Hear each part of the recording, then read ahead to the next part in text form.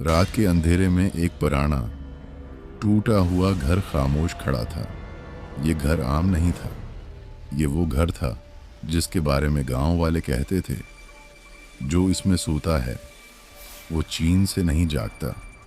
खिड़कियां टूटी हुई, दरवाज़ा जंग आलू और दीवारों पर काली लकीरें, जैसे किसी ने नाखनों से खर्च दिया हो। इसी लम्हे परिया फरीम में दाखिल होती है। चेहरे पर थकन, आंखों में बेचैनी। परिया ने शहर छोड़ दिया था। जिंदगी ने उसे तन्हा कर दिया था और अब उसे सिर्फ एक छत चाहिए थी। गांव वालों ने मना किया था, लेकिन परिया ने किसी की न सुनी। दरवाजा चरचराता हुआ खुलता है, आवाज गूंजती है। जैसे ही वो अंदर कदम रखती है, हवा अचानक ठंडी हो जाती है और छत से पानी टपकने की आवाज आती है। रात बढ़ती है। परिया एक कमरे में बस्तर बिछाकर सो जाती है। दीवार से आवाज आती है। परिया का रूट बदलती है। फिर एक और आवाज, किसी औरत के रोने की।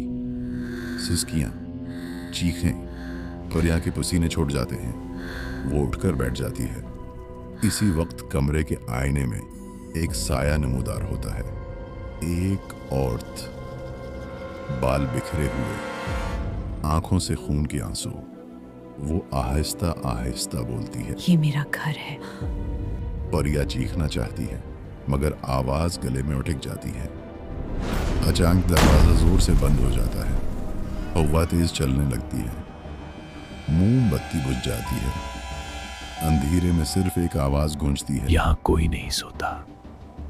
परिया की आंखें खुलती हैं। चेहरा पीला, आंखों में खौफ। वो घर से बाहर भागती है। घर के सामने एक बूढ़ी औरत बैठी होती है, हाथ में लकड़ी की छुरी, आंखों में सदियों का दुख। बूढ़ी औरत परिया को देखकर कहती है, तुम भी रात भर सो ना सकें? परिया चौंक जाती है। बूढ़ी औरत आहिस्ता आहिस्ता बोलती है, कई साल पहले इस घर में एक औरत रहती थी। वो औरत अकेली थी, मगर सच्ची थी और उस पर इल्जाम लगाया गया था। लालच ने लोगों को अंधा कर दिया। एक रात इसी घर में इसे बेदर्दी से कत्ल कर दिया गया। इसकी चीखें दीवारों में कैद हो गई।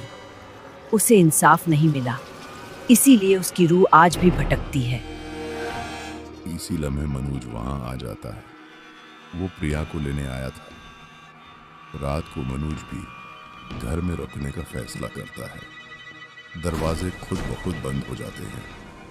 खिड़कियां जोर जोर से हिलने लगती हैं। अचानक वही रूह जाहिर होती है।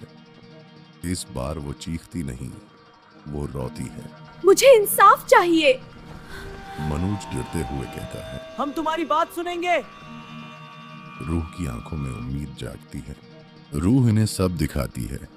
कत्ल की रात, धोखा, तन्हाई। परिया की आंखों से आंसू बहने लगते हैं। परिया कहती है, हम तुम्हें इंसाफ दिलाएंगे। अगले दिन बूढ़ी औरत की मदद से सच गांव वालों के सामने आ जाता है। छिपा हुआ जुर्म बेनकाब हो जाता है। इसी रात रूह आखिरी बार जाहिर होती है। इसके चेहरे पर सुकून है।